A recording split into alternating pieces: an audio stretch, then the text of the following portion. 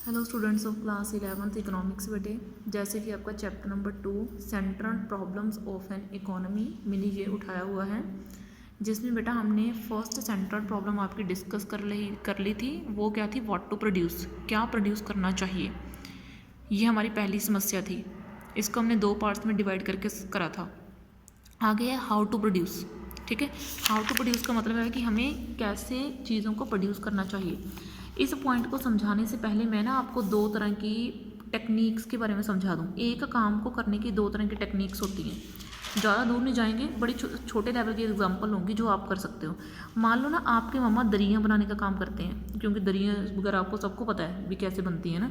उसको बनाने के अब दो वेज हैं कि जा तो घर पे जो अड्डा सा लगा के बनाते हैं, है ना, मतलब जा तो वैसे बना लो, हाथ से बना लो, या फिर मशीन का यूज़ कर लो। अब दोनों में से एक ऑप्शन है। मशीन को चलाने के लिए भी आपके पास एक्सपर्टाइज होना चाहिए, आपके पास स्पेशलाइजेशन होनी चाहिए, उसको चलाना आपको आता होना चाहिए। मशीन को मीन्स उसकी नॉलेज होनी चाहिए।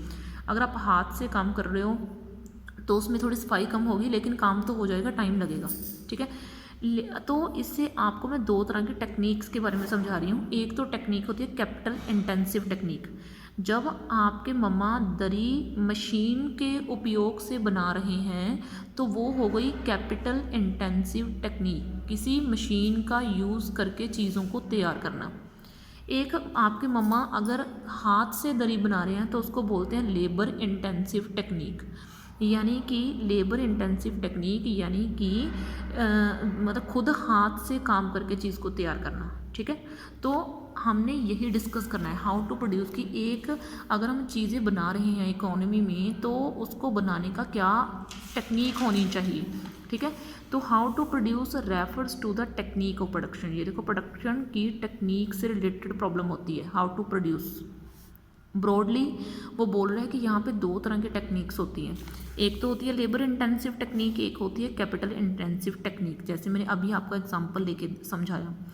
जो लेबर इंटेंसिव टेक्निक है employs greater use of labour than capital. देखो, मैंने ये तो बोला कि लेबर का बहुत ज़्यादा यूज़ होगा, मशीनरी तो बहुत ही कम यूज़ होगी। जब हम बिल्कुल सर नहीं रहा मशीनरी के बिना तो हम यूज़ करेंगे। ठीक है, बहुत कम मशीनरी यूज़ करेंगे। ठीक है, जबकि कैपिटल इंटेंसिव टेक्निक में बहुत सारा काम मशीनों के ऊपर होता है और लेबर की ज़रूरत कम पड़ती है। While capital intensive technique employs greater use of capital. ठीक है, अब जैसे मैंने दरी बनाने वाली बात बोली।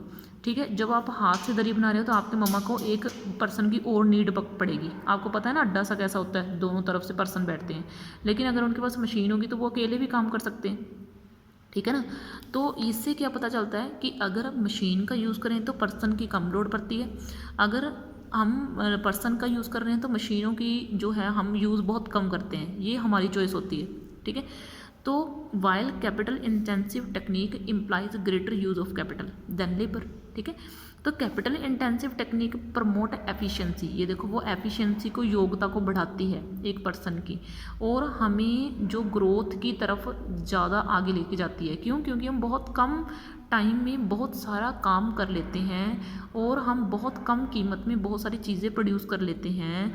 हमारा टाइम बचता है और उसकी कॉस्ट कम पड़ती है, और सबसे मेन उसके काम में सफाई होती है, मशीन के काम में।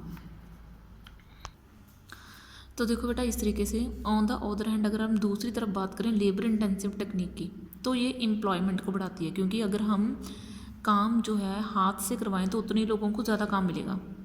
द चॉइस बिटवीन, अवर जो चॉइस है लेबर इंटेंसिव और कैपिटल इंटेंसिव टेक्निक के बीच बिकम आ प्रॉब्लम। ये भी एक बहुत बड़ी समस्या है। बिकॉज क्यों? क्योंकि लेबर इंटेंसिव टेक्निक जो है वो बेरोजगारी को कम करने में हेल्प करती है, जबकि कैपिटल इंटेंसिव टेक्निक अगर हम यूज़ करेंगे तो उससे कंट्री की ग्रोथ बढ़ती है। तो इन दोनों को भी हमने देखना है कि हमें अनएम्प्लॉयमेंट को हटाना है या जीडीपी को बढ़ाना है। हमें चाहिए तो दोनों चीज़ें। हम नहीं चाहते कि हमारी कंट्री में ज़्यादातर लोग बेरोजगार बैठे रहें, या फिर हम जो हैं अपनी पेस को कम करें, यानी कि ग्रोथ की चाल को कम करें, कुछ नहीं चाहते। तो ये भी प्रॉब्लम फिर से क्या आ गई? Scarcity of resources. हमारे पास रिसोर्सेज कमी है, इसलिए हम दोनों चीज़ें साथ साथ नहीं चला सकते। जैसे कंट्री आ गई, लाइक इंडिया आ गई, तो कैपिटल इज सो स्कार्स। इसमें कैपिटल स्कार्स का मीनिंग होता है कम। कैपिटल कम है, मशीनरी कम है, है ना। तो जो फुलर यूटिलाइजेशन है, फुलर यूटिलाइजेशन ऑफ लेबर, यानी कि जितनी लेबर है उनको पूरा, मतलब जो लोग काम करना चाहते हैं उनकी पूरी सर्विस ले लेना, तो वो तो पॉसिबल ही नहीं है, ठीक है। तो ये होता है हाउ टू प्रोड्यूस, इसमें ये दोनों प्रॉब्लम्स आ जाती हैं, ठीक है। तो आगे है फॉर होम टू प्रोड्यूस, कि हमें किन लोगों के लिए प्रोड्यूस करना चाहिए। क्या हमें अमीर लोगों के लिए यानी कि रिच लोगों के लिए चीज़ें बनानी चाहिए, या फिर हमें पुअर लोगों के लिए यानी कि गरीब लोगों के लिए चीज़ें बनानी चाहिए। तो देखो बेटा, फॉर होम टू प्रोड्यूस, किन के लिए प्रोड्यूस करना चाहिए। Owing to limited resources, limited resources होने के कारण जो हमारी इकोनॉमी है can not produce goods for, हम दोनों के लिए गुड्स नहीं प्रोड्यूस कर सकते, ना रिच के लिए ना पुअर, दोनों के लिए नहीं कर सकते। हमें दोनों के बारे में बैलेंस में सोच कर चलना पड़ेगा। अगर हम सिर्फ रिच लोगों के लिए प्रोड्यूस करेंगे तो इससे जो हमारी कंट्री के पुअर पर्सनस हैं उनके ऊपर बैड इफ़ेक्ट पड़ेगा। अगर हम सिर्फ पुअर लोगों के लिए प्रोड्यूस करेंगे तो इससे हमारी कंट्री की जीडीपी कम हो जाएगी, इससे सोशल वेलफेयर की तरफ तो ध्यान जाएगा लेकिन प्रॉफिट की तरफ ध्यान कम रह जाएगा, तो इससे जो है चीज़ों की कॉस्ट नहीं बच पाएगी, ठीक है। तो इसी को मैं अब पढ़ाने जा रही हूँ आपको। ऑइंग टू लिमिटेड रिसोर्सेज के कारण जो एक इकॉनमी होती है वो चीज़ों को प्रोड्यूस नहीं कर पाती। For the sections of the society to be extent desired, जिस सेक्शन के लिए हम प्रोड्यूस करना चाहते हैं सोसाइटी के लिए हम नहीं प्रोड्यूस कर सकते। ज़्यादातर इकॉनमी में दो तरह की सोसाइटीज़ ही मानी जाती हैं main, first is rich society and the second is poor society. Social justice is promoted if more goods are produced for the poor, ये तो हमें पता ही है कि सोसाइटी के हिसाब से, सोशल वेलफेयर के हिसाब से तो हमें रिच लोगों के बारे में कम और पुअर लोगों के बारे में ज़्यादा सोचना चाहिए। इट वुड रिड्यूस इनइक्वालिटी और प्रमोट इक्वलिटी, तो इससे क्या होगा, जो लोगों के बीच एक खाई सी बनी हुई है रिच और पुअर की वो कम हो जाएगी, वो इक्वलिटी में चेंज हो जाएगी। But there is a hidden cost of doing it, but इसको करने का भी तो एक बहुत ज़्यादा रिस्क है।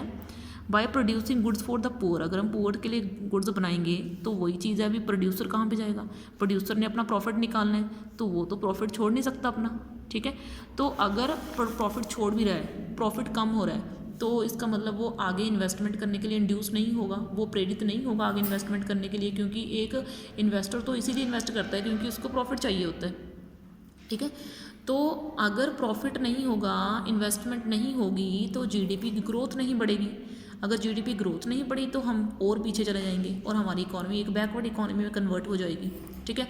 तो फिर से यहाँ पे चॉइस की प्रॉब्लम आ गई कि हमें गरीबों के लिए करना चाहिए या अमीरों के लिए करना चाहिए, ठीक है। तो बेटा यहाँ तक मैंने आपको ये दो प्रॉब्लम्स और पढ़ा दी, ठीक है। हाउ टू प्रोड्यूस, कैसे प्रोड्यूस करना चाहिए, and for whom to produce, और किन लोगों के लिए प्रोड्यूस करना चाहिए, ठीक है। तो नेक्स्ट क्लास में हम थोड़ा सा और डिस्कशन करेंगे, ठीक है। तीनों इकोनॉमी में कौन कौन सी जो है, यानी कि मिक्स्ड इकोनॉमी, सोशलिस्टिक इकोनॉमी और कैपिटलिस्टिक इकोनॉमी में ये क्वेश्चन कितना बड़ा है और कितना छोटा है, इन सभी चीज़ों को डिस्कस करने वाले हैं। ओके बेटा, थैंक यू।